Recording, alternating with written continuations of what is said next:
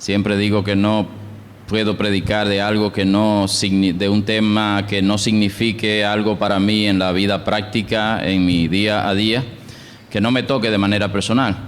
No significa que yo voy a predicar lo que yo pienso, realmente creo que estoy predicando lo que la palabra dice, pero en este caso temas de la palabra que me tocan a mí de manera muy particular.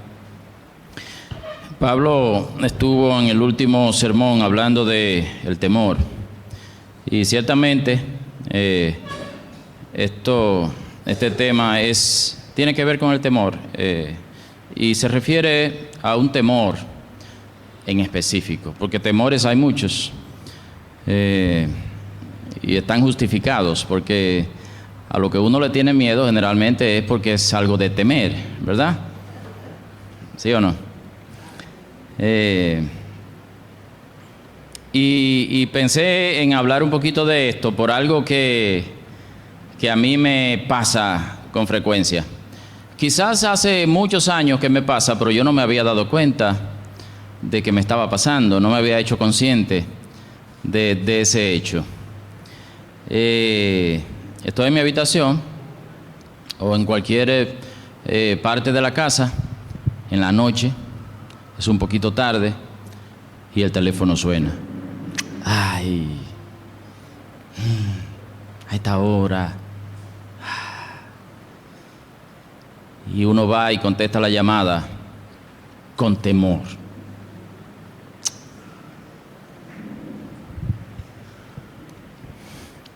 Afortunadamente, no siempre es lo que uno espera.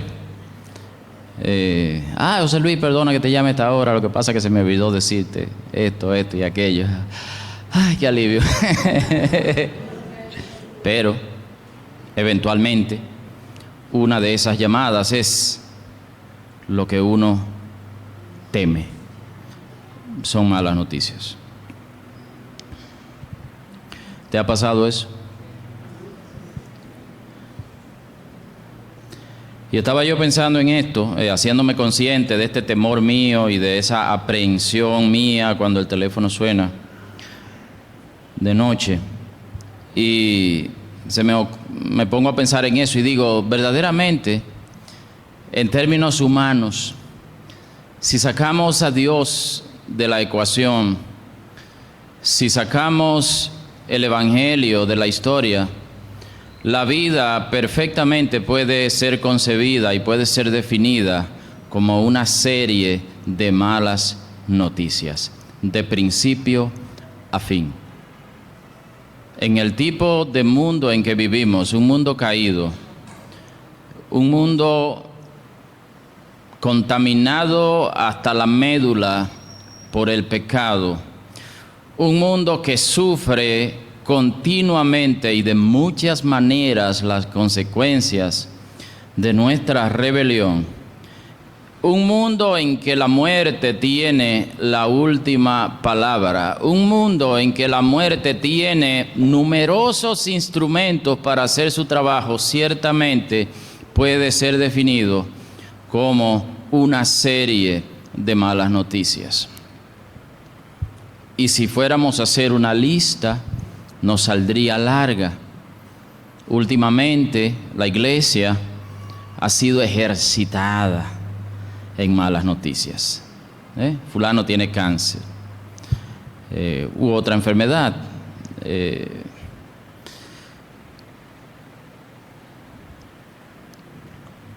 Se murió fulano o fulana.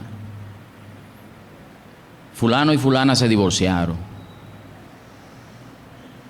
Fulanito quebró, el negocio se fue a pique, a fulano lo botaron del trabajo, un hermano querido cayó en un pecado horrible y entonces a uno vienen y le dicen, ¿verdad?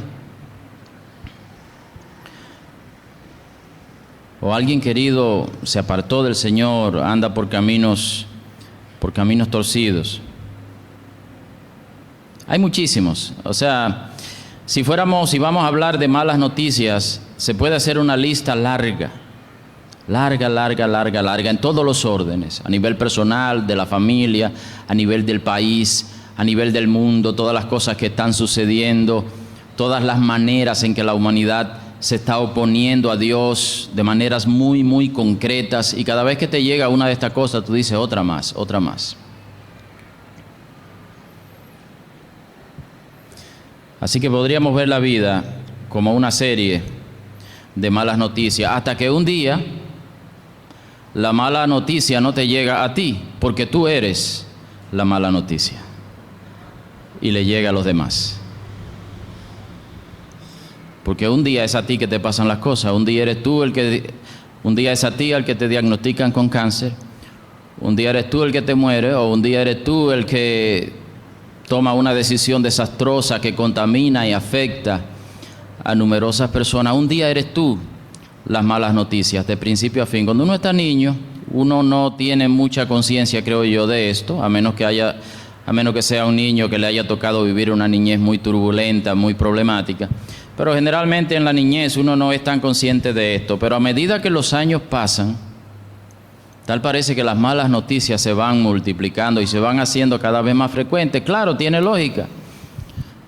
Porque toda esa gente que cuando yo era niño eran adultos, ahora que yo soy muy adulto, son viejos. Toda esa gente a quien yo amo. Y mi cuerpo, que en un momento tenía tanta resistencia, se defendía bastante bien, se va volviendo más vulnerable, y cada vez las probabilidades de que una mala noticia nos llegue son más y más.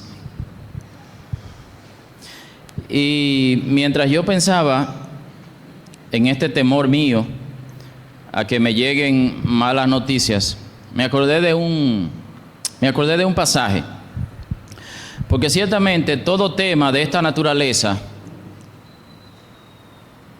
la Biblia tiene algo que decirle. En todo tema importante, en todo tema que nos inquieta, en todo aquello que verdaderamente nos afecta, la palabra de Dios tiene algo que decir. No nos quepa duda, hermanos. Sea lo que sea, busquemos que la palabra de Dios tiene algo que decirnos. Y yo me acordé de este salmo, yo dije, es un salmo que lo dice. Entonces, claro, uno no se va a romper la cabeza, uno busca ahí en la concordancia y rápidamente encuentra cuál es el pasaje que lo dice. Pero yo recordaba que había un pasaje que hablaba de esto. Y aunque yo no voy, es el Salmo 112.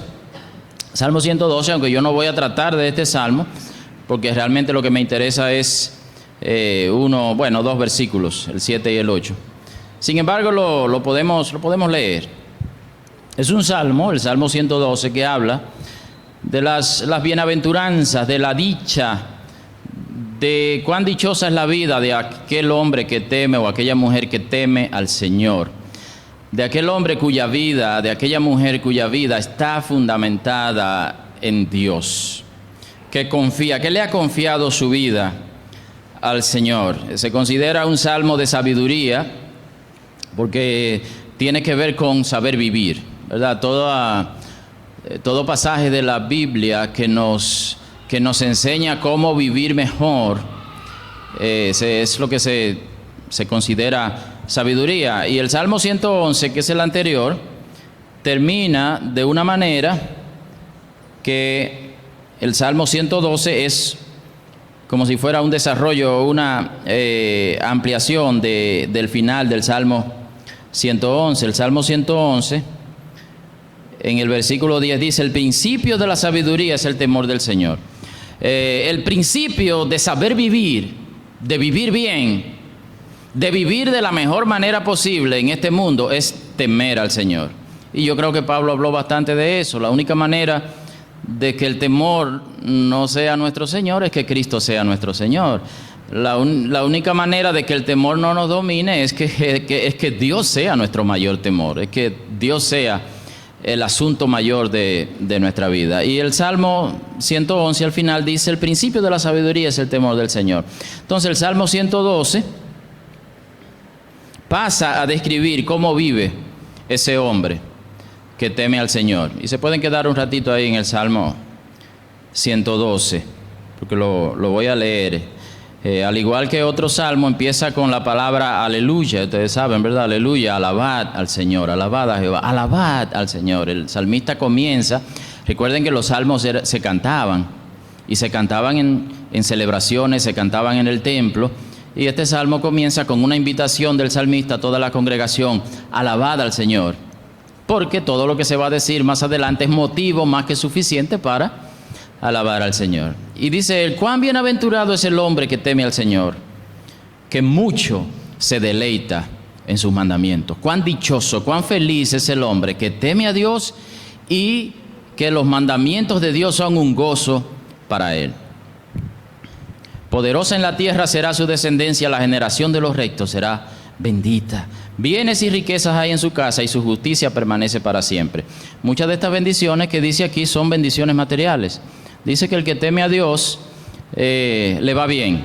No hay que meternos en confusión aquí, porque si vamos a la enseñanza general de la Biblia, sabemos que materialmente al cristiano no siempre le va bien. Pero aquí está hablando de más que eso, ¿verdad? Está hablando de todas las bendiciones de aquel que teme al Señor, de aquel que ha decidido poner su confianza en Dios. Dice: bienes y riquezas hay en su casa y su justicia permanece para siempre. Luz resplandece en las tinieblas para el que es recto. Él es clemente, compasivo y justo. Aquel que teme a Dios, aquel que ha hecho de Dios su confianza, comienza y a lo largo de su vida manifiesta las cualidades de Dios. Si pasamos tiempo con Dios, si Dios es nuestra confianza, el carácter de Dios tiene que irse necesariamente formando en nosotros. Bien le va al hombre que se apiada y presta, arreglará sus asuntos con juicio. Tiene que ver con sabiduría, saber vivir, arreglará sus asuntos con juicio. Tendrá sabiduría en las decisiones de su vida, si se puede decir de otra manera. Porque nunca será sacudido, para siempre será recordado el justo. Y aquí los dos versículos que más me interesan, el versículo 7 y 8, dice: no temerá recibir malas noticias, su corazón está firme, confiado en el Señor. Y esto para mí es la respuesta a mis preocupaciones. No temerá recibir malas noticias, su corazón está firme, confiado en el Señor. Y dice el versículo 8, su corazón está seguro, no temerá hasta que vea vencidos a sus adversarios. Esto es como una ráfaga de brisa fresca para el corazón que en un momento determinado se siente como yo me he sentido, temeroso de qué es lo que ha sucedido, de que si esa llamada será una mala noticia, de si algo ha pasado que me va a doler, que va a traer tristeza a mi corazón, que va a traer calamidad a mi vida. No temerá recibir malas noticias, su corazón está firme, confiado en el Señor.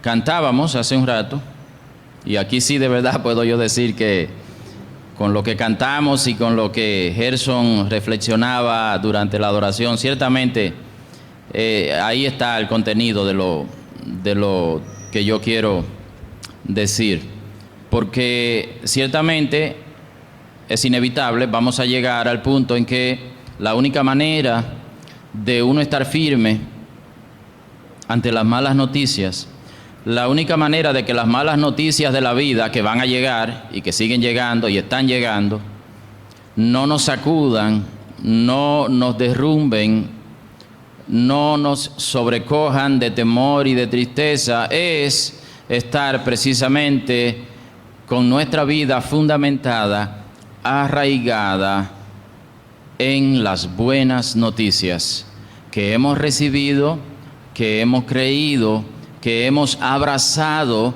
y que hemos hecho de ellas el fundamento de nuestra vida.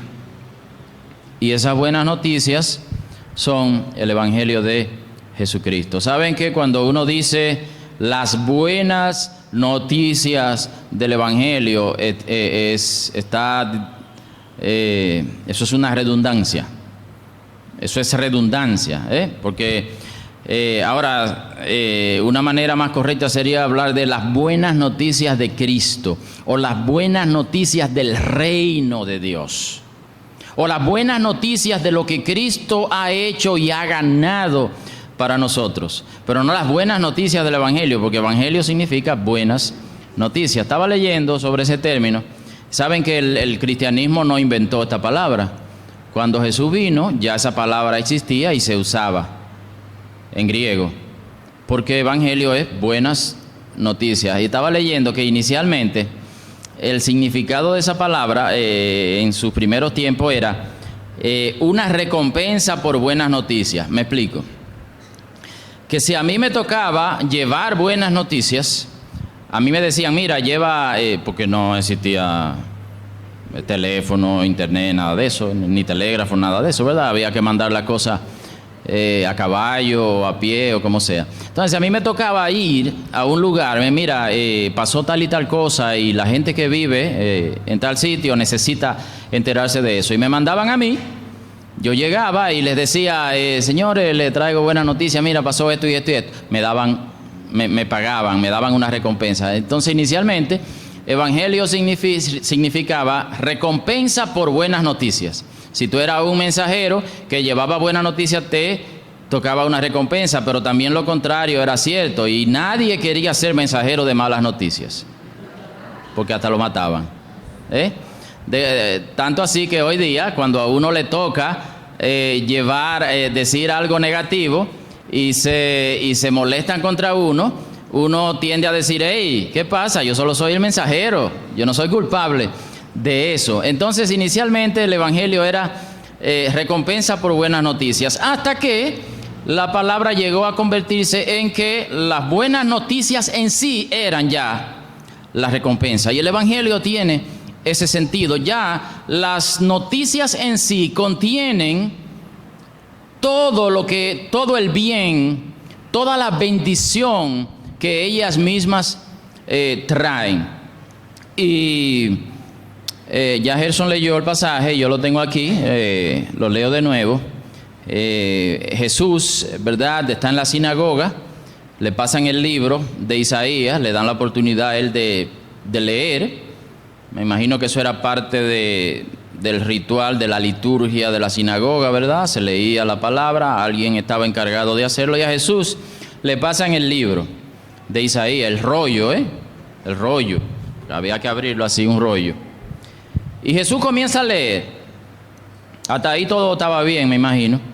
Le dieron el libro del profeta Isaías, y abriendo el libro, halló el lugar donde estaba escrito: el Espíritu del Señor está sobre mí, porque me ha ungido para anunciar el Evangelio a los pobres.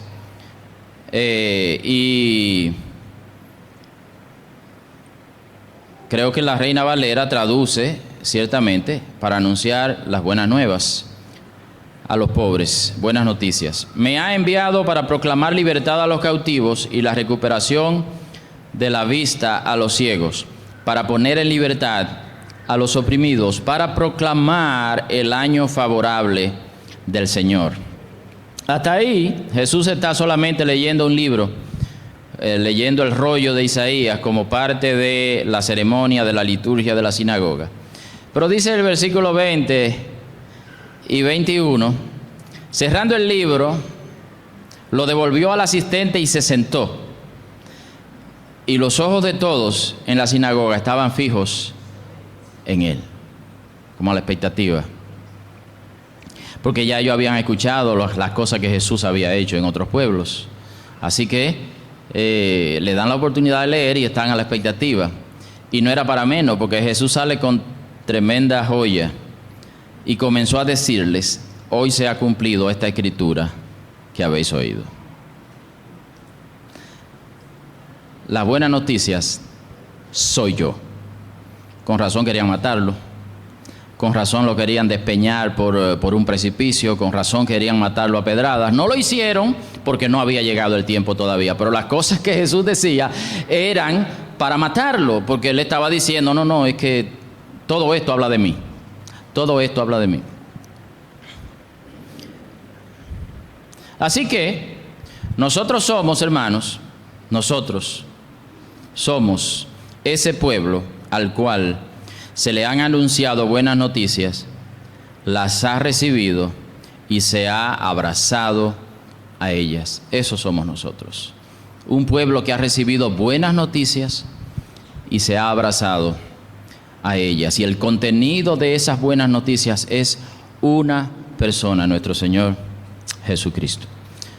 Estaba viendo un diccionario que usamos mucho, lo que predicamos, cuando se trata de entender un poquito el sentido original de las palabras en el texto bíblico. El diccionario de Vine, y dice, hablando de esta palabra evangelio, que en el Nuevo Testamento denota las buenas nuevas del reino de Dios y de la salvación a través de Cristo, que debe ser recibida por la fe sobre la base de su muerte expiatoria, o sea, su muerte que quita el pecado, su sepultura, resurrección y ascensión.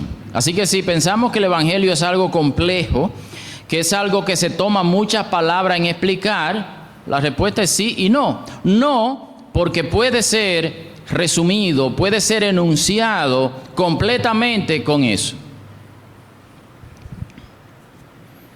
Buenas nuevas, buenas noticias del reino de Dios y de la salvación a través de Cristo, que debe ser recibida por la fe, sobre la base de su muerte, su sepultura, resurrección y ascensión.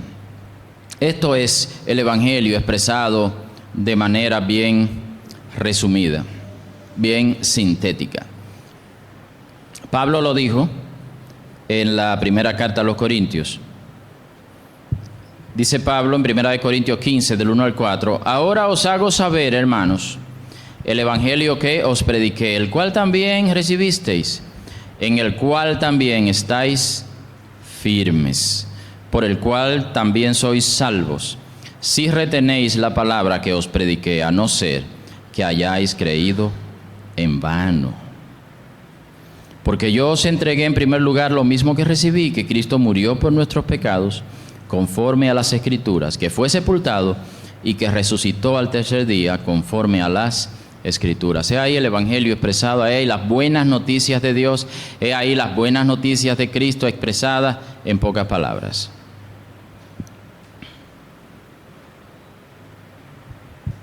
El asunto es que el evangelio es como un abanico de cosas que se abre delante de nosotros en la medida en que uno en la palabra va viendo, va conociendo todas las implicaciones, todas las consecuencias, todos los resultados concretos que trae el evangelio de Cristo. Ahí está expresado en 3 líneas, pero toda la Biblia nos habla de los beneficios de la obra de Cristo en la vida de aquel que cree, en la vida de aquel que recibe estas buenas noticias, que las cree y que se abraza a ellas.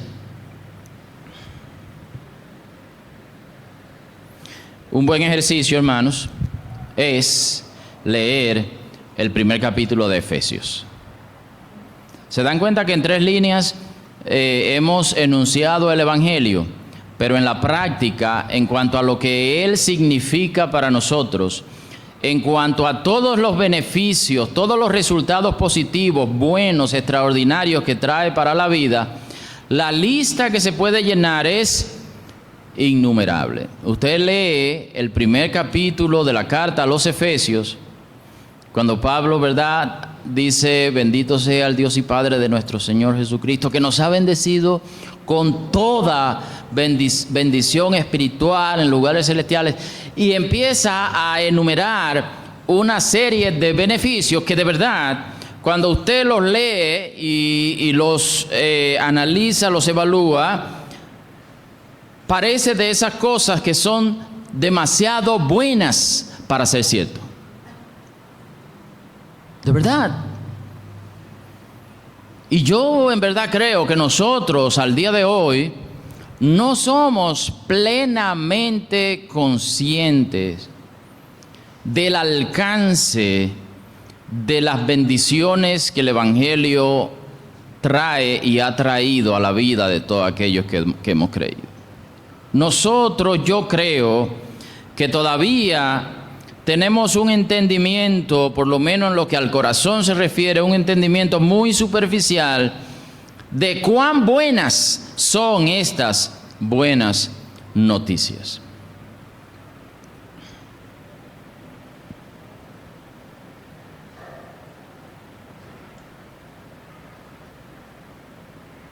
Las buenas noticias de Cristo, las buenas noticias del reino de Dios, abarcan todo lo bueno que un corazón humano pueda o pudiera desear y mucho más.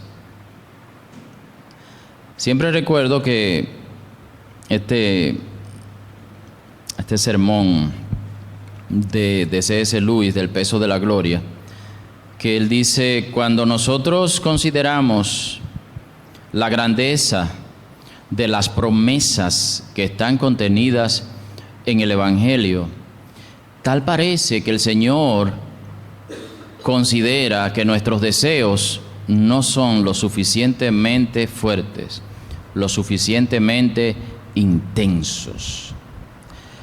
Yo no sé si nosotros cometemos el error de pensar que deseamos mucho las cosas, o que nuestros deseos son intensos, o que somos apasionados en lo que queremos.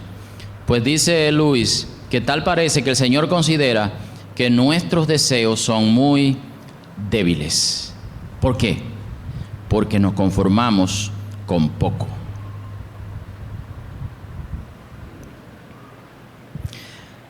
Las buenas noticias del Evangelio son tan buenas, la bondad de estas noticias llega tan profundo, sube tan alto y se extiende de tal manera que de verdad yo creo que la manera en que vivimos, que las decisiones que tomamos, que las cosas a las cuales dedicamos las energías de nuestra vida son muy pequeñas en comparación. Y vamos a ver que la Biblia una y otra vez habla de este gran contraste que existe en relación a la pequeñez de las cosas que nosotros estamos persiguiendo y la grandeza, la profundidad, la anchura de las promesas de Dios a través del Evangelio. El apóstol Pablo en una ocasión decía: porque tengo por cierto que la gloria que ha de ser manifestada en nosotros no puede ser comparada a la aflicción del tiempo presente. No puede ser comparada. O sea, es como si dijera, es una injusticia comparar una cosa con otra. Y decía yo que todo cuanto el corazón desea, todo anhelo que podamos tener,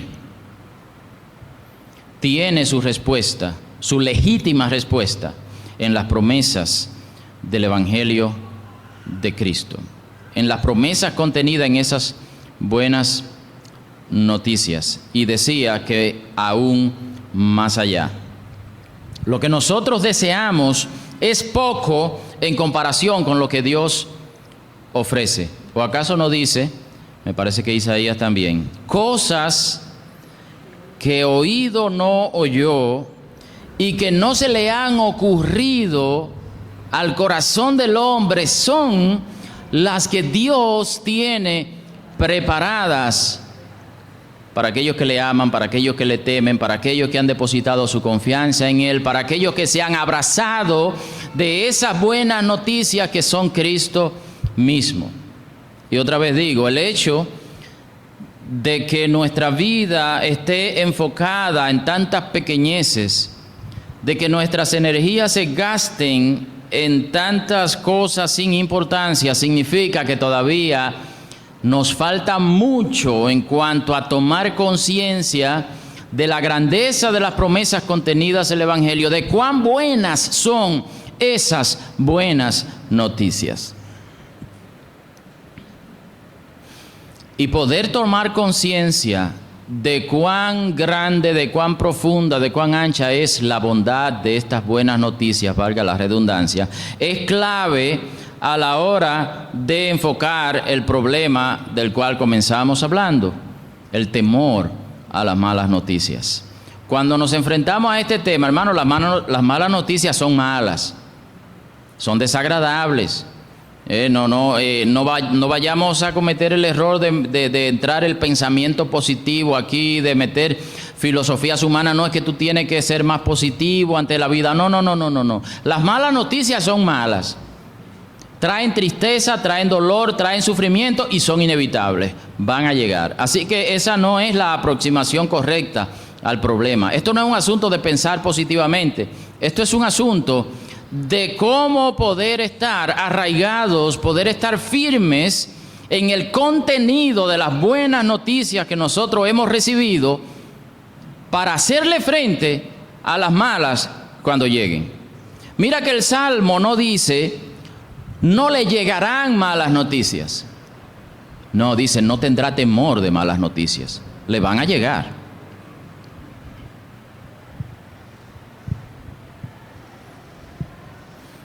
Creo que la única manera de vivir sin temor a las malas noticias es, y créanme que me estoy predicando a mí, porque este asunto es mi problema también. Creo que la única manera de vivir sin temor a las malas noticias es vivir intencionalmente y continuamente bajo la bendición de las buenas noticias que hemos recibido. Y en esto no estamos diciendo nada nuevo. Esto es lo que aquí se predica todos los domingos, de una u otra manera. Y otra vez repito, no estamos hablando de no recibir malas noticias. Mientras vivamos, estaremos recibiendo malas noticias sobre los demás y sobre nosotros mismos. Hasta que un día, tal y como dije, la mala noticia seremos nosotros mismos y otro la llevará. ¿Sabe que José Luis? Etcétera, etcétera. No se trata de vivir sin malas noticias, sino de vivir sin temor a las malas noticias. Como sugiere el Salmo 112 que mencionamos al principio, de no ser sacudidos por ellas, de estar firmes. Para decirlo de alguna otra manera, las buenas noticias de Cristo, las buenas noticias del reino de Dios, del Evangelio de Cristo que hemos recibido y abrazado, nos han capacitado para recibir cualquier adversidad y seguir firmes. Que en la práctica estemos fallando, que en la práctica no sea así, bueno, pues esa es la lucha del cristiano. Esa distancia que existe entre aquello para lo cual ya hemos sido capacitados y el hecho de que no estemos viviendo así, bueno, pues eso en parte es una de las razones por la cual estamos aquí cada domingo, por la cual hablamos estas cosas. Esa es una de las razones por las cuales en los grupos, cuando nos reunimos, debemos tocar los temas de nuestra vida, esos pecados que son persistentes en nosotros, porque hay una distancia entre lo que Dios en su evangelio ha hecho nuestro, ha puesto a nuestro alcance, nos ha traído, nos ha dado, y la manera en que vivimos en la práctica. Esa distancia que existe entre las dos cosas es una de las razones por las cuales nadie puede vivir la vida cristiana en soledad. Necesita de una comunidad para ayudarnos unos a otros, a acercarnos más y más, a vivir como Dios ha dicho que ya podemos y debemos vivir.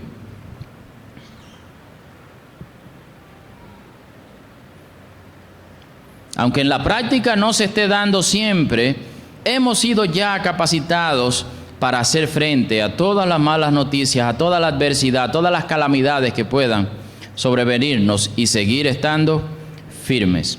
Sea lo que sea que venga, y esto lo digo con humildad porque todavía yo no alcanzo ese ideal, el Evangelio de Cristo en que hemos creído, las buenas noticias del reino de Dios que ya son nuestras, que hemos abrazado, ya ha puesto en nosotros la bendición. Ya el medio para estar firmes Todo lo que nosotros necesitamos para poder hacerle frente a las adversidades de la vida, a las malas noticias, a la maldad del mundo que nos rodea y aún a la que está dentro de nosotros, ya Dios la ha puesto a través del Evangelio en nosotros. Estamos capacitados para hacerle frente, aunque fracasemos muchas veces, pero ya está ahí. Solamente para poner algunos ejemplos y verlo de manera práctica. Hermano, siempre será doloroso recibir la noticia de que alguien a quien amamos ha muerto. Y esto trae dolor, sufrimiento, inquietud, impotencia, frustración, porque es algo que nosotros no tenemos ningún control sobre ello. Nos llega y no queda más remedio que darle la cara. Ahora, yo les digo a ustedes, ¿cómo le llama la Biblia a aquel que vive en nosotros? Esa persona de Dios, la tercera persona de la Trinidad, que dice la palabra, que vive en cada creyente, que vive en cada persona que ha recibido a Cristo como Señor y Salvador de su vida y que se ha abrazado a las promesas del Evangelio del Reino de Dios. ¿Cómo le llama la Biblia al Espíritu Santo que vive en nosotros? El Consolador. Así que tú no puedes evitar que la gente se muera, pero hay uno en ti que es Dios y es el Consolador. Y ni se diga si la persona que murió es creyente, porque sabemos que parte del Evangelio, parte de las promesas del Evangelio, Jesús mismo hablando dice, el que cree en mí, aunque esté muerto, vivirá. Así que la muerte va a traer toda una serie de sentimientos, pero si nos hemos abrazado a las buenas noticias de Dios, a las buenas noticias que son Cristo mismo, hay respuesta en el Evangelio para cada adversidad, para cada calamidad de la vida, para cada momento doloroso, para cada dificultad que los años nos traigan. Qué sé yo, fulanito perdió el trabajo, un hermano querido que tiene un negocio quebró y ahora está envuelto en deuda. Claro que no son buenas noticias, claro que traen inquietud, claro que traen preocupación, y sin embargo tenemos ahí de manera tan clara en la palabra a aquel que nos dice, no te dejaré ni te desampararé. Y tal como decía yo hace un rato, hermanos, es que el Evangelio es un paquete. Y ciertamente cuando usted lee el primer capítulo de Efesios se da cuenta que el Evangelio es un paquete de beneficios, por decirlo de alguna manera. El Evangelio es un paquete. Las buenas noticias del reino de Dios traen consigo todo un paquete de beneficios, que no hay una sola situación de la vida, que no hay una sola calamidad, que no hay un solo problema que no tenga respuesta en él. Y en esto siempre recuerdo a mi queridísimo hermano, amigo José Alberto, en conversaciones que hemos tenido, cuando estamos compartiendo de nuestros propios pecados, de nuestras propias luchas, del desánimo que viene, de la frustración que viene cuando usted dice, caramba, otra vez caí en lo mismo. Siempre recuerdo las palabras de él y van conmigo siempre. Sí, pero es que el Evangelio son buenas noticias. Pero son buenas noticias siempre. En todo son buenas noticias. Me explico. Porque es que es fácil uno caer en el error cuando es a uno que le toca caer en el bache, caer en el hoyo, empezar a acusarse y empezar a ayudar a Satanás. Entonces uno empieza a ayudarle a él, ¿verdad? Empieza a acusarse a sí mismo. Entonces es el momento de uno detenerse y decir, no, pero espérate, es que son buenas noticias. Es que el Evangelio lo que trae son buenas noticias en cada circunstancia de la vida. El Evangelio tiene respuesta, no importa cuán grave, cuán seria, cuán desesperanzada se vea una situación. Son buenas noticias. No, pero es que el Evangelio en este caso no tiene nada que decir a esa situación. Mentira.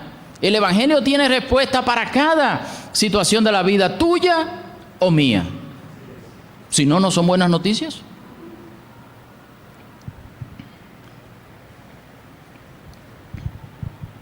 son buenas noticias y es necesario recordarlo en cada momento.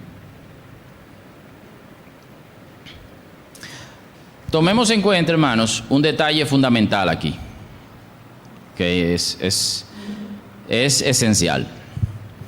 Estas noticias son buenas para el que las cree y las abraza. Para el que no las cree, no tienen ningún beneficio. Para el que no decide vivir por ellas, no sirven de nada. Esto es fundamental. Y es fundamental para el no creyente, porque sin abrazarse, sin recibir, sin creer, sin hacer de las buenas noticias del reino de Dios el fundamento de su vida, no va a ver a Dios.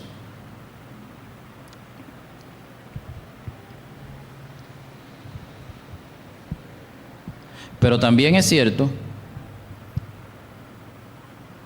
que nosotros que ya las hemos creído, que ya nos hemos abrazado a ella, tenemos una necesidad diaria de recordarlas.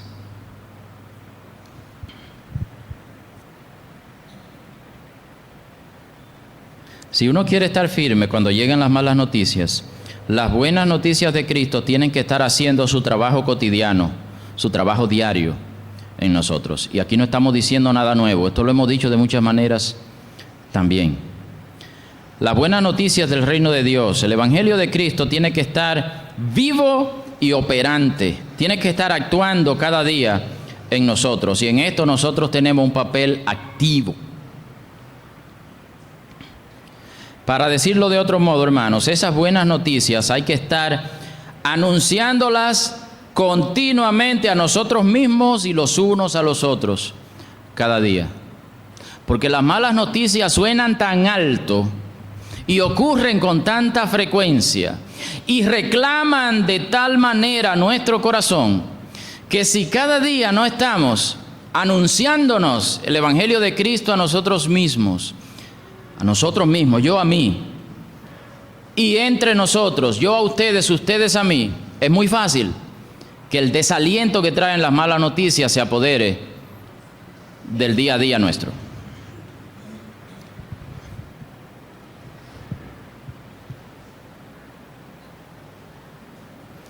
Es necesario, hermanos, es esencial estar afirmados en la esperanza, y la Biblia tiene tanto que decir en cuanto a eso. Hay que estar continuamente recordando las buenas noticias que son el fundamento de nuestro presente y de nuestro futuro.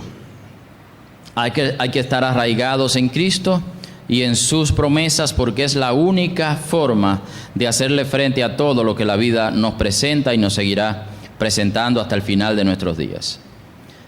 Y repito aquí lo que he dicho muchas veces: la vida cristiana no es fácil, pero es sencilla.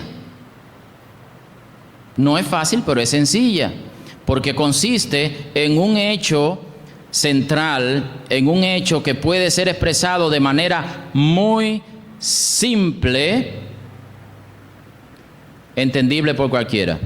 La esencia de la vida cristiana, del día a día del creyente, es permanecer en Él, permanecer en Cristo. Y es tan fácil dejarse llevar por las distracciones de la vida y no prestar atención diaria a las buenas noticias que son el sentido de nuestra vida. Y entonces es fácil uno estar distraído y ser sorprendido cuando las calamidades llegan. Recuerden la premisa de la que partimos, que aquel que está confiado en el Señor, que aquel que ha puesto en Él su confianza, que aquel cuya esperanza presente y futura está en Dios, no tendrá temor de malas noticias, no será sacudido. No es que no le van a llegar, pero no será sacudido por ellas, no lo van a derribar, no se van a apoderar de su corazón.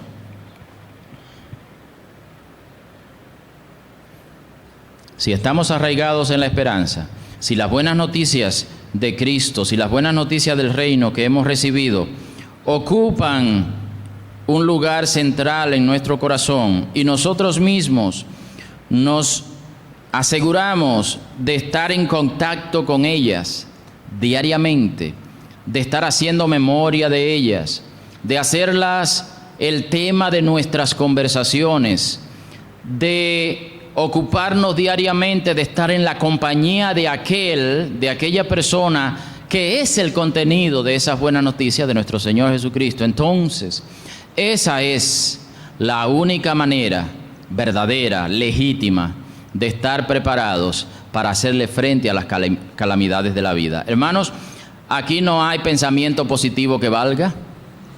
Aquí no hay filosofía humana que nos ayude. La realidad pesa de una manera horrible. Usted me puede decir todas las palabras bonitas del mundo y todas las palabras juntas no pueden contra una sola realidad de la vida. Contra una sola no pueden. Nuestro enfoque del problema necesariamente tiene que ser sobrenatural. Que nuestra vida está fundamentada en aquel que es buenas noticias, presente y en el futuro también, nuestro Señor Jesucristo. Y me parece adecuado terminar con los 2 versículos del Salmo 112 con que comencé. 3 versículos en este caso, del 6 al 8. Hablando del hombre que teme al Señor, del hombre que ha hecho del Señor su esperanza, del hombre que ha afirmado su vida en el Señor, porque nunca será sacudido, para siempre será recordado el justo.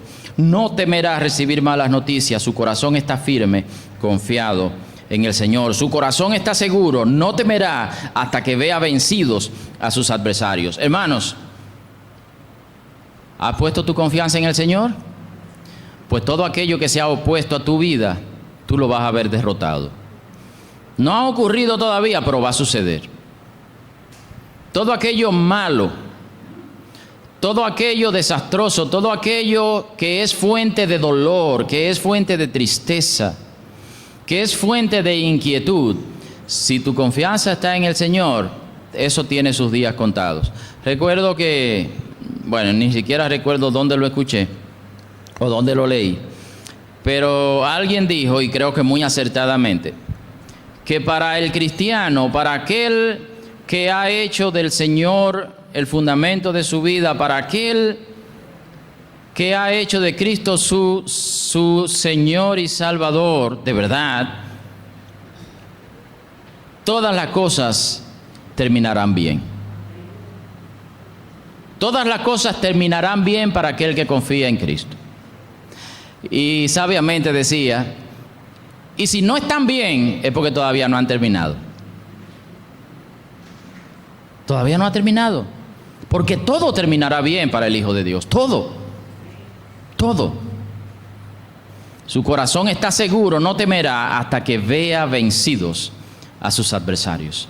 Este es el glorioso destino de aquel que ha hecho suyas las buenas noticias del reino de Dios. Así es como terminarán las cosas para el que confía. Ahora nos tocan todas las adversidades, todos los dolores, todas las tristezas que son comunes a la humanidad. No se crean ese engaño de que para el cristiano los problemas se terminaron. No, en este mundo no. Eso es mentira, eso no es bíblico, eso no está en la Biblia. A veces se empeoran. Cuando tú decides seguir al Señor de verdad, a veces se empeoran. Pero las cosas terminarán bien para el que ha hecho del Señor su confianza. Terminarán tan bien que todo aquello que su corazón anhela, todo aquello que es verdaderamente bueno, lo recibirá. Y aún las cosas buenas que no ha podido ni siquiera imaginarse porque no sabe que existen, las recibirá también. ¿Ustedes quieren algo? ¿Ustedes quieren noticias mejores que esa? No las hay. No las hay. Y me acuerdo de un pasaje que me toca siempre que lo recuerdo o lo leo. Creo que está en Deuteronomio. Si no está en Deuteronomio, pues me equivoqué, pero está en la Biblia. Uno de los patriarcas lo dijo, no recuerdo quién. ¿Quién como tú, pueblo salvo por el Señor? ¿Quién como tú, pueblo salvo por el Señor? Hermanos, otra vez digo, nosotros no somos conscientes de cuán buenas son las buenas noticias que hemos recibido. Y yo creo que es nuestra tarea cada día ir profundizando, ir pasando tiempo en esas buenas noticias. La importancia que tiene leer la Biblia, la importancia que tiene tratar las Escrituras entre nosotros cuando tenemos la oportunidad, no tiene que ver con el cumplimiento de algo, no tiene que ver con que hay que hacerlo, tiene que ver con que nosotros tenemos la necesidad de que lo que ya Dios ha hecho en Cristo, de que lo que ya Dios nos ha dado en Cristo tome cuerpo, se haga concreto, se haga operante, afecte de manera práctica nuestra vida, en lo que hacemos, en lo que decidimos, en nuestros sentimientos, en nuestras emociones, en nuestras decisiones, etcétera, etcétera, etcétera. Eso es una tarea diaria de nosotros, la importancia de permanecer en Cristo. Separados de mí nada podéis hacer, dijo el Señor. Y el hecho de que nos sentemos y celebremos la cena del Señor, si ustedes se fijan, una de las razones por la que celebramos la cena, por instrucciones mismas de Cristo, es precisamente hacer memoria. Hacer memoria. Y diría yo, hacerse consciente. Dejar que la realidad del Evangelio de Cristo nos toque aún prácticamente de manera física. De manera física. ¿Se dan cuenta que la celebración, la cena del Señor no se trata de decir algunas palabras, sino que tiene elementos físicos? Porque nosotros somos espíritu y somos cuerpo. Nosotros tenemos esa necesidad para que las cosas se sientan y se vean y podamos saber que son reales, que son concretas. Nosotros necesitamos tocar. ¿Sabe que el niño desde pequeño manifiesta esa característica? ¿Usted ha visto al niño diciendo, déjame ver? Con la mano. Nosotros tenemos la necesidad de que las cosas se hagan concretas en nuestra vida. Y la razón por la que muchas distracciones de la vida ganan tanto terreno es porque a nuestros ojos y a nuestro tacto son tan reales, mientras que las promesas del Evangelio están ahí escritas en un libro. Es necesario que aquello que está escrito en un libro y que sabemos que Dios, que no miente, nos ha dicho que son tan reales como si ahora mismo la pudiéramos tocar con las manos, es necesario vivir así. Es necesario creer de tal manera. Es necesario que el contenido de las buenas noticias, que la esperanza de la cual nos hemos agarrado, cobre cuerpo de tal manera que opere en nuestra vida diaria, que produzca resultados concretos. Por eso es importante la fe, ¿verdad? Después la fe, la certeza de lo que se espera, la convicción de lo que no se ve. Y sin fe es imposible agradar a Dios, porque es necesario que el que se acerca a Dios crea que le hay y que Él es galardonador de los que le buscan. Que eso es tan concreto como si yo lo estuviera agarrando ahora en mis manos. Hay que vivir así. Y la cena, creo yo, nos ayuda a disminuir la velocidad de nuestra vida, sentarnos y hacernos conscientes que Jesús está a nuestro lado. No le vemos, no le podemos tocar con la mano, pero está como si le pudiéramos tocar y está como si le pudiéramos ver.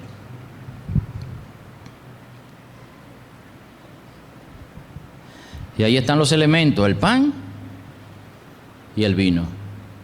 Un pan que se puede masticar, un vino que se puede saborear y tragar, algo concreto. Jesús es concreto. Las buenas noticias del reino de Dios son concretas, son reales, son verdaderas y así deben ser abrazadas cada día para que afecten nuestra vida de manera concreta, de manera real, de manera palpable, podríamos decir. Así que vamos a tomarnos ese momento para participar de la cena del Señor, de ese medio, entre otros, que Dios ha dejado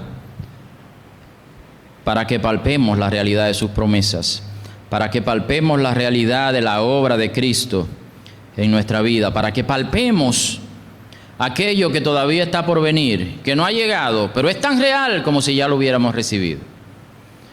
Haciendo memoria de su muerte, pero también haciéndonos conscientes que Él regresa.